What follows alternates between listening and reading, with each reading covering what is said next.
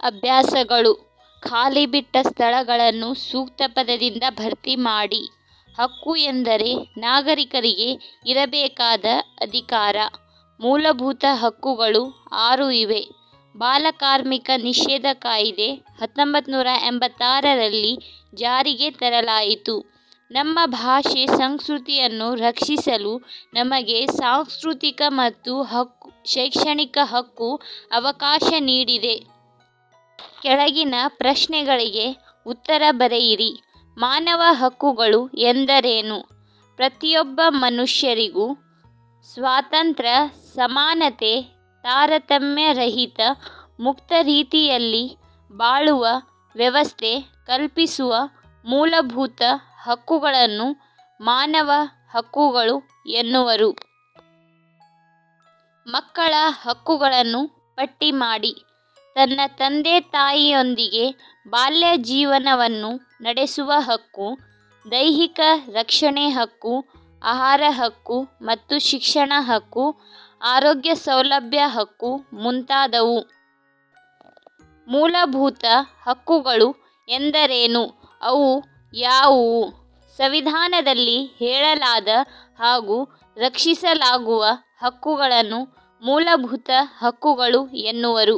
ಮೂಲಭೂತ ಹಕ್ಕುಗಳು: ಸಮಾನತೆಯ ಹಕ್ಕು, ಸ್ವಾತಂತ್ರ್ಯದ ಹಕ್ಕು, ಶೋಷಣೆಯ ವಿರುದ್ಧದ ಹಕ್ಕು, ಧಾರ್ಮಿಕ ಸ್ವಾತಂತ್ರ್ಯದ ಹಕ್ಕು, ಸಾಂಸ್ಕೃತಿಕ ಮತ್ತು ಶೈಕ್ಷಣಿಕ ಹಕ್ಕು, ಸಂವಿಧಾನಾತ್ಮಕ ಪರಿಹಾರದ ಹಕ್ಕು. ಮೂಲಭೂತ ಕರ್ತವ್ಯಗಳನ್ನು ಸ್ವಯಂಸ್ಫೂರ್ತಿಯಿಂದ ನಾವೇಕೆ ಮಾಡಬೇಕು? ದೇಶವು ಅಭ್ಯುದಯ ಯಶಸ್ಸು ಸಾಧಿಸಲು ನಾವು ನಮ್ಮ ಮೂಲಭೂತ ಕರ್ತವ್ಯಗಳನ್ನು ಸ್ವಯಂ ಸ್ಫೂರ್ತಿಯಿಂದ ಮಾಡಬೇಕು. ಸಮಾನತೆಯ ಹಕ್ಕು ಎಂದರೇನು? ಸಮಾಜದಲ್ಲಿ ಜನರು ಧರ್ಮ, ಕುಲ, ಜಾತಿ, ಲಿಂಗ, ಜನ್ಮಸ್ಥಳ ಇವುಗಳ ಆಧಾರದ ಮೇಲೆ ಪಕ್ಷಪಾತ ಮಾಡದೆ ಎಲ್ಲ ಕ್ಷೇತ್ರಗಳಲ್ಲಿ ಸಮಾನ ಹಕ್ಕುಗಳು ಮತ್ತು ಅವಕಾಶಗಳನ್ನು ಹೊಂದಿರುವುದನ್ನು ಸಮಾನತೆಯ ಹಕ್ಕು ಎನ್ನುವರು. ಸಾಮಾಜಿಕ ಮತ್ತು ಆರ್ಥಿಕ ಶೋಷಣೆ ಹೇಗೆ ನಡೆಯುತ್ತದೆ? ಉದಾಹರಣೆಗಳನ್ನು ಕೊಡಿ. ಸಾಮಾನ್ಯವಾಗಿ ಜಾತಿ, ಲಿಂಗ, ಧರ್ಮ ಮತ್ತು ಆರ್ಥಿಕ ಪರಿಸ್ಥಿತಿಯ ಆಧಾರದ ಮೇಲೆ ಸಾಮಾಜಿಕ ಮತ್ತು ಆರ್ಥಿಕ ಶೋಷಣೆ ನಡೆಯುತ್ತದೆ. ಉದಾಹರಣೆ: ವರದಕ್ಷಿಣೆ, ಜೀತ ಪದ್ಧತಿ. ಯಾವುದಾದರೂ 3 ಮೂಲಭೂತ ಕರ್ತವ್ಯಗಳನ್ನು ತಿಳಿಸಿ. ಸಂವಿಧಾನ, ರಾಷ್ಟ್ರಧ್ವಜ ಮತ್ತು ರಾಷ್ಟ್ರಗೀತೆಯನ್ನು ಗೌರವಿಸುವುದು. ಸ್ವಾತಂತ್ರ್ಯ ಚಳುವಳಿಯ ಉನ್ನತ ಆದರ್ಶಗಳನ್ನು ಪಾಲಿಸುವುದು. ದೇಶದ ರಕ್ಷಣೆ ಮುಂದಾಗುವುದು.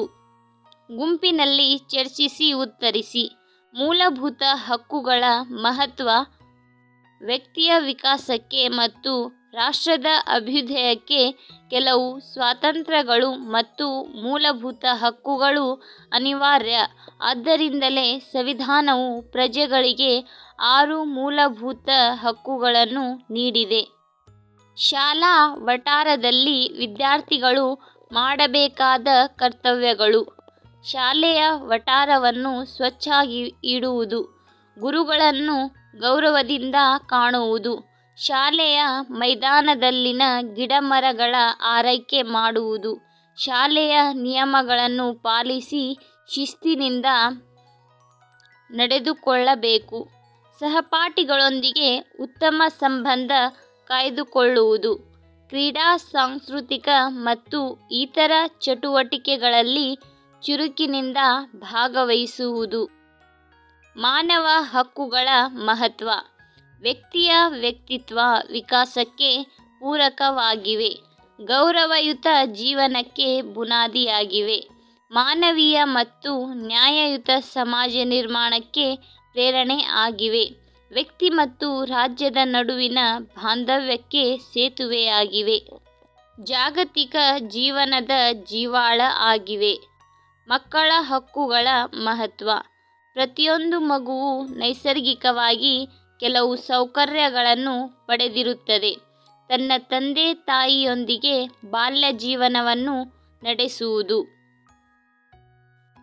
14 ವರ್ಷದೊಳಗಿನ ಮಕ್ಕಳಿಗೆ ಉಚಿತ ಹಾಗೂ ಕಡ್ಡಾಯ ಶಿಕ್ಷಣಕ್ಕೆ ಅವಕಾಶ ಕಲ್ಪಿಸಿದೆ.